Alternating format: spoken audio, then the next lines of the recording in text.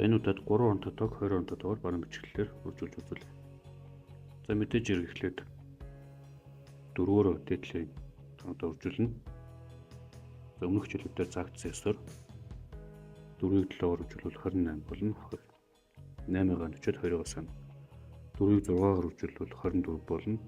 Сансан 2-тойгоо нийлээд 26 бол 6-ыг нэмчихнэ. Дахиад 2-ыг сансан байгаа. 4-ийг 4 үржүүлээд 16, сансан 2-ыг нэмвэл 18 бол.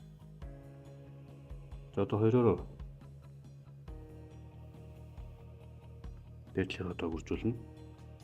За 2-ыг 4 үржүүлвэл 14 болно. 4-ийг өчөөд 1-ийг сана.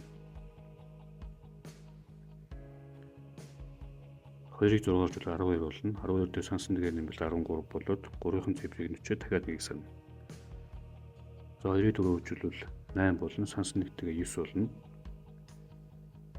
За энийг нэмвэл за энд 8 болно. 6 дээр 4-ийг нэмээд 10. Тийг нэмээд өчөөд 1-ийг сана. 8 дээр 3-ыг нэмээд 11, сансан 1-тэйгээ 12. 1 өчнө. За энэ хоёрыг нэмвэл 10 болно. Дахиад 1-ийг сансан байгаа учраас 11 болно. За ингээд 467 24 үржүүлвэл 11208 болдог нэ.